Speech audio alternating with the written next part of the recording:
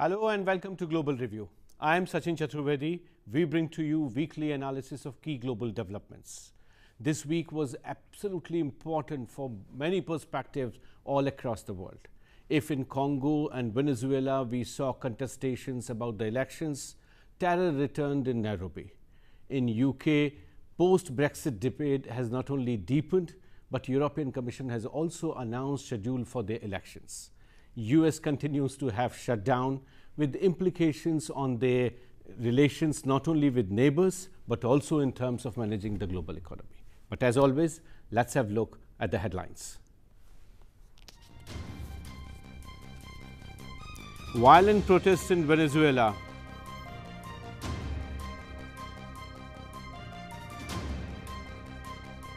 Qatar to bail out Lebanese economy, invest $500 million in bonds.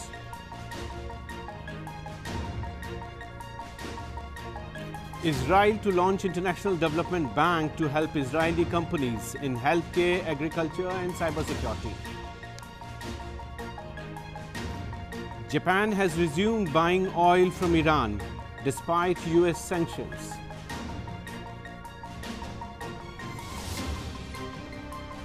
Sweden formed a new government with a new Prime Minister and a cabinet with 22 ministers.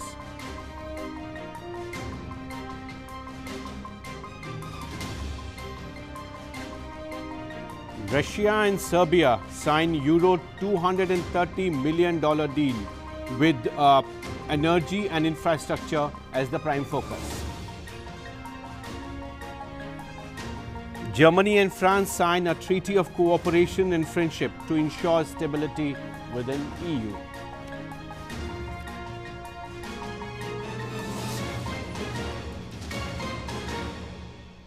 Today, in our first component of the program, we pick up issues related to Pravasi Bhartiya in our section Across the Globe.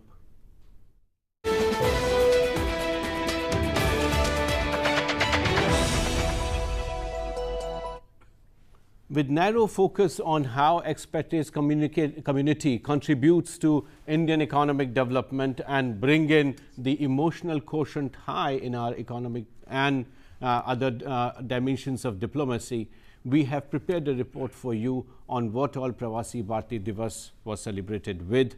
What were the key voices coming out? Let's have a look at this report.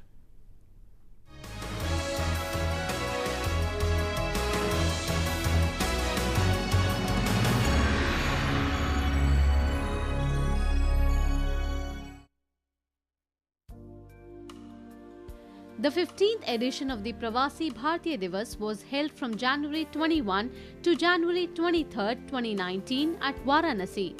Inaugurating the event, Prime Minister Narendra Modi highlighted India's leading position in the world and the role of its flagship initiatives such as the International Solar Alliance to meet its international commitments. The Prime Minister of Mauritius, Praveen Jugnauth, was the chief guest at the event. The Pravasi Bhartiya Diwas is celebrated to mark the contribution of the overseas Indian community in the development of India. These conventions provide a platform to the overseas Indian community to engage with the government for mutually beneficial activities.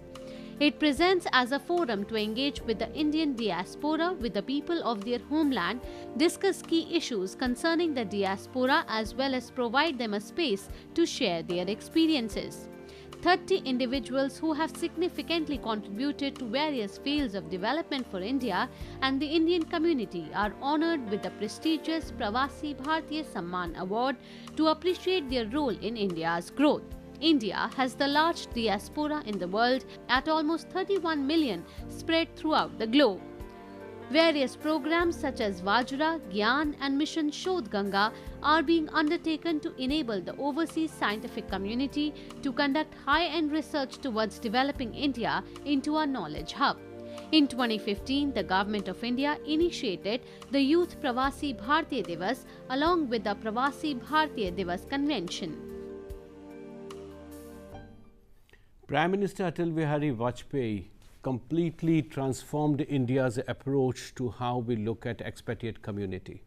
It was in 1948 that a committee was appointed by Prime Minister Nehru, led by Kaka Kalekar, to recommend how we tackle expatriate community and their pains, particularly in that context. It was Ethiopia where we had a major crisis.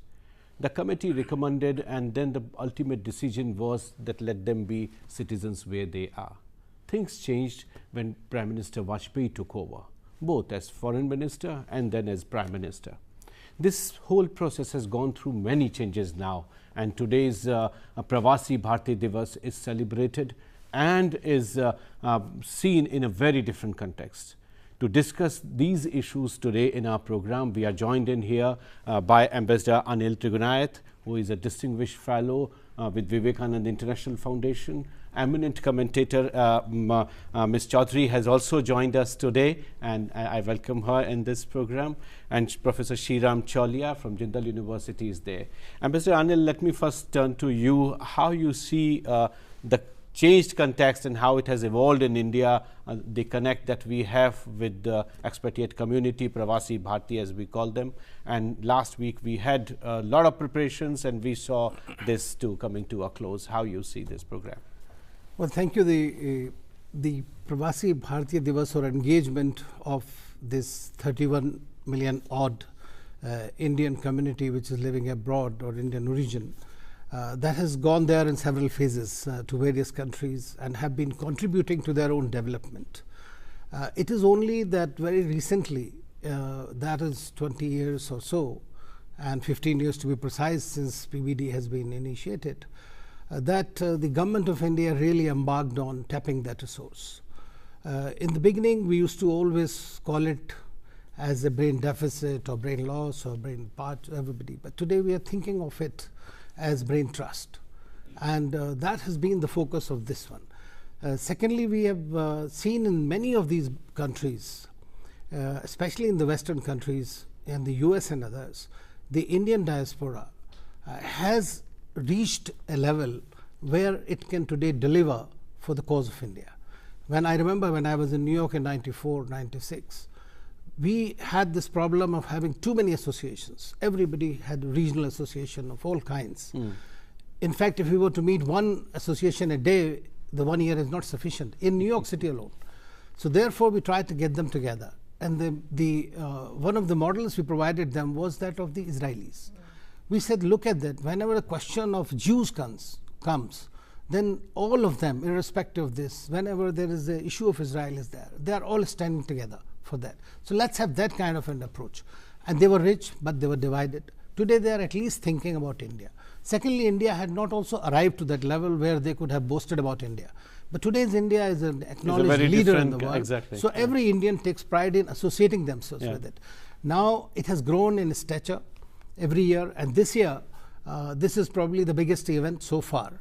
And I believe that according to the Ministry of External Affairs, more than 7,000 delegates have registered from 92 countries, which is an amazing event. Plus, it has been they are being roped into with a specific agenda as to how they can contribute to India. Exactly. So far, we have been meeting their demands, whether it is for being PIO card, I was involved with that, or the OCI or other benefits at par what we give to the Indian citizens. So, Nilova Chaudhury, let me ask you, now our perception has gone beyond remittances and counting that as brain drain, as Ambassador Anil very rightly said. How you view this community and the engagement and the profile they have got with Prime Minister Modi, bringing in the gravitas that his office brings to the whole process? You know, I mean, taking on from what Anil said, in the United States, for example, the 3 odd million Indian NRI, the Pravasis that we have, they have reached a certain pinnacle. They are amongst the most prosperous, they are amongst the most educated in that particular community. So they've reached a status where they matter. You know, they're not just struggling to make ends meet anymore. They have arrived. You have 2 candidates who've already now registered to contesting for the House, presidency. Exactly. So it is that level of achievement that they have managed to attain. And this is now increasingly across the globe. I mean, earlier the first sort of wave of indentured labor that went, today those same people in each of the countries that they're in are at a position where they matter, where India has developed a particular profile given the kind of people these are. So now that we have this particular stature, that we've also attained a great deal, especially since the liberalization of the economy and the whole new face of India.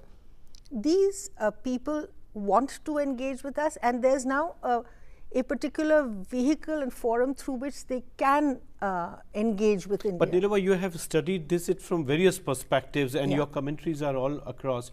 Tell me something about how the process, is it similar in other countries also? Because India is largest recipient of remittances. Absolutely. But there are several other countries who are also sharing.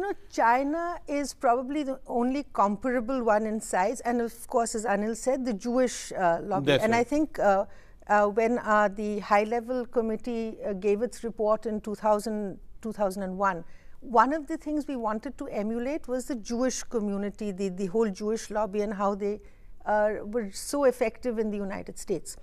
Now, in 2005, for example, we had this very, very effective lobby that worked to ensure that the India-US civil nuclear deal got through. I mean, that is a tangible achievement of this, a very major achievement.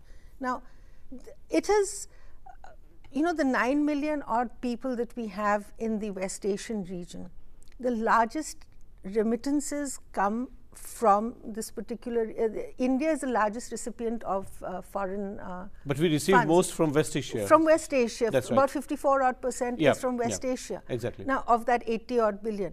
But that is not the point. The point is also that while this engagement is there and it's very stable and a good thing, and the profile of the people who are working are no more the sort of people who are going with begging bowls and so on and so forth, which used to be the case. Now, these are white-collar workers, blue-collar workers who want to contribute to the growth of this country. In China, for example, China, which has a comparable size of diaspora, they also try, but I think there the language, at least in the West, has become a bit of a constraining factor for China. Yeah. For us, I think that works very well in our favor, because most of the countries that we have people in are broadly English speaking or whatever. So the Western profile of an Indian NRI is that much more positive than a Chinese. Sreeram, how you view a role of expatriate communities across other countries? I mean, Nilova did compare it with China, but if you see Bangladesh and Pakistan are other major recipients of remittances, how you view within the South Asian context what I think, Sachin, the low-skilled profile is greater in the case of Bangladesh, Sri Lanka, Pakistan. They don't have this creamy layer like we have, highly educated, high-income category, especially in North America. So and that Europe. differentiates us within South Asia. And you see, our knowledge-based expatriates far outnumber those from Bangladesh or Sri Lanka or Pakistan. So in that sense, you see, they have an elite that cluster within the larger diaspora, Indian diaspora, is capable of running for political office, getting high, like all the Silicon Valley CEOs, and we know that whole list. Neither the Bangladesh nor Sri Lankans nor Pakistanis can boast of any such thing. That's so right. That way, we have an ability to very mobilize them placed, for lobbying, because that requires a higher level of education, qualification, and professional knowledge, which Indian diaspora has. We would have to stop here for a break. Don't go away. Many more very interesting points would come up.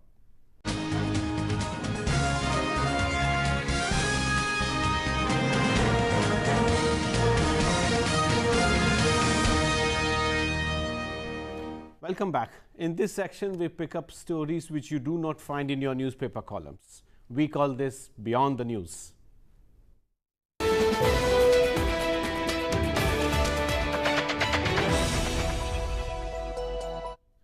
This week, we pick up detailed analysis of World Economic Forum, a very low-pitched affair this time. Let's have a look at this report. The 49th World Economic Forum annual meeting at Davos, Switzerland from January 22nd to 25th, 2019 brings together more than 100 world leaders and 1,000 plus global businesses along with top international organizations and non-governmental institutions. Davos 2019 discusses Globalization 4.0 with a focus on shaping a global architecture in the age of the fourth industrial revolution. The meeting features around 350 sessions centered around the importance to address prospects and challenges of skill development, global financial system, global cooperation, tackling climate change, digital revolution, and peace and reconciliation in a multipolar world. At Davos 2018, Prime Minister Narendra Modi launched the vision of a new India projected to be a global growth engine and favorable destination for investments. In 2019, a survey launched at Davos recognizes India as the fourth most attractive investment market. Moreover, in financial years from 2014 to 2018, India received around $628.53 million in FDI in the power sector, a total of 465% increment in FDI inflow towards India electronics sector, and $625.53 million in FDI in the aviation sector. Recently, International Monetary Fund has predicted India's growth for 2019 at 7.3%, and India would remain the fastest growing major economy globally. Niti Aayog CEO Amitabh Kant at Davos asserted that urbanization supported by favorable macroeconomic factors, infrastructure building and continuing reforms will favor the predicted growth trajectory. Globally, the escalation of US-China trade war, uncertainty over Brexit, financial market volatility and US government shutdown have affected the financial optimism that was reflected in Davos 2018. So, Sreeram, this time in World Economic Forum, US has refused to send any member of their delegation. China is absent from the high-profile participation, and Xi Jinping, whom we heard last time, justifying his position on global liberal order.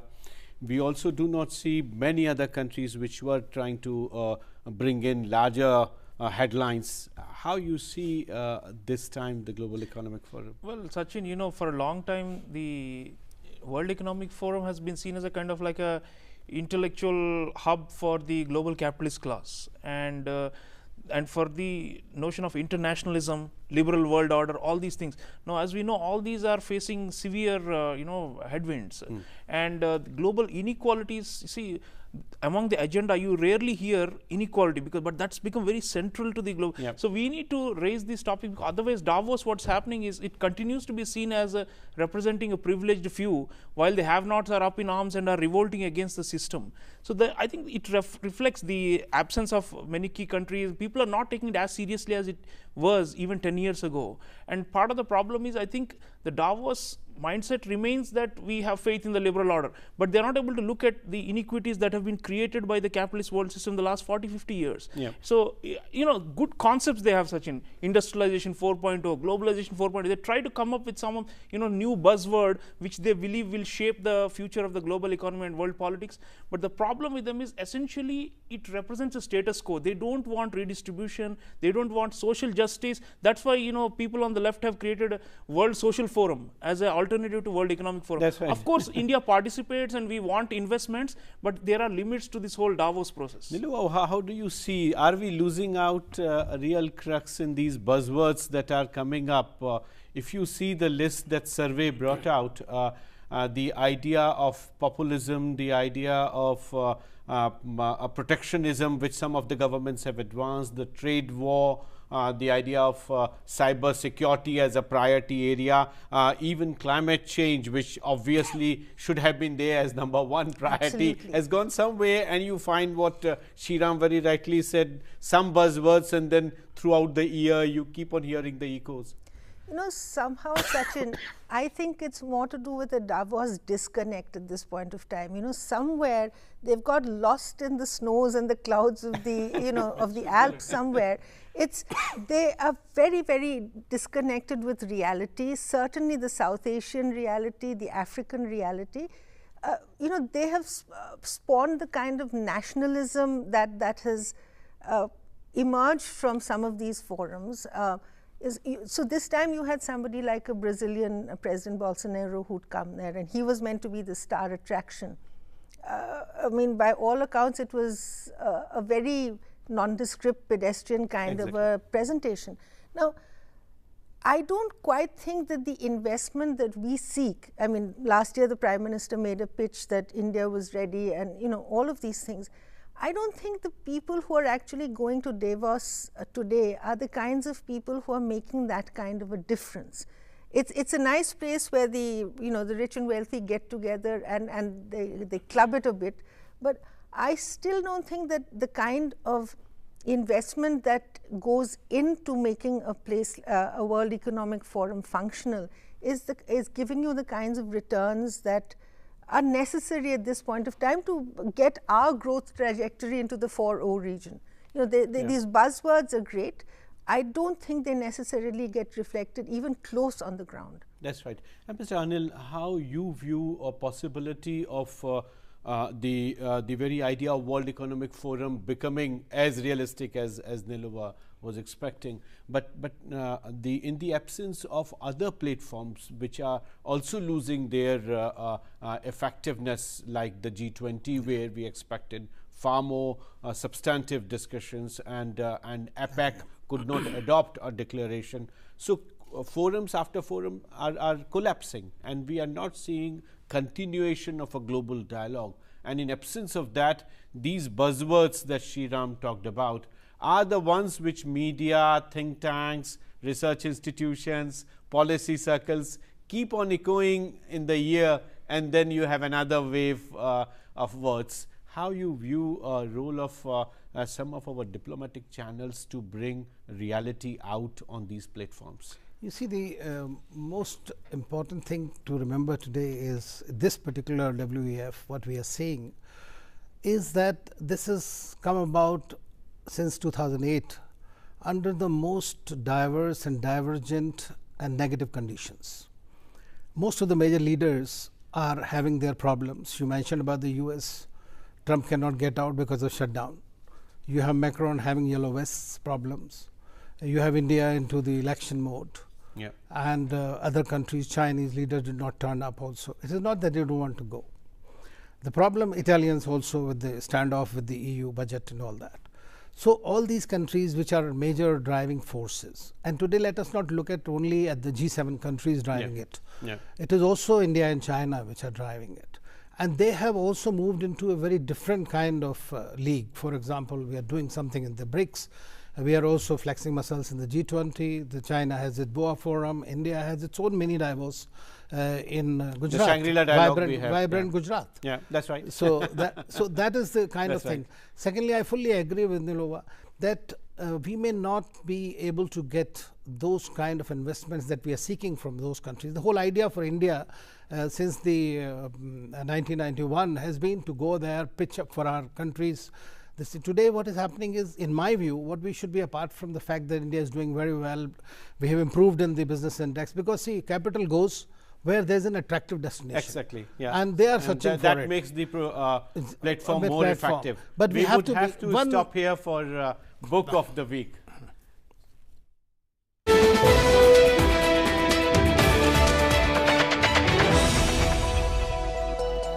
Today we pick up this book fresh from the press by eminent diplomat Dilip Sinha, Legitimacy of Power. This talks about the history, genesis and evolution of Security Council, how it has played important role. Sreeram, some quick comment. I think what Dilip is saying, Hardeep Puri also wrote a very good book, Perilous Interventions. These are good trenchant critiques of the frozen, you know, and in a way dinosaur-like UN Security Council that has not evolved in time. And I think he's questioning not only power dynamics. Usually we say, you know, India must have a seat because we are now more powerful, we are more economically important. But what he's also questioning is the legitimacy, as in like the legality of many of the Security Council decisions, interventions. Most of these, he says, are rigged and manipulated by major powers. So I think it's important, we need, coming from an Indian diplomat, we need, because we want reform and we want change. Nilova, this talks about Exactly. I mean, it's very similar to the kind of thing that Hardeep also brought out, the fact that this has become again a closed club. Yeah. And the point is that you will not allow that club to have more new entrants. It's you're trying to essentially control things the way you want them to be, but that's not the reality of 21st century, of the globe in the 21st century. And it talks about the San Francisco Charter, the spirit, and how we have lost it out on the way. Ambassador Trigunayat. I think it should try to teach us of our own limitations in securing a UN Security Council seat, and that is a long battle that we need to continue to fight. We would have to stop here. Don't miss us in terms of contributing through your comments, ideas and suggestions. We keep on absorbing them in terms of making this program more effective. We would be back next week, same time. Till then, a very goodbye. Thank you.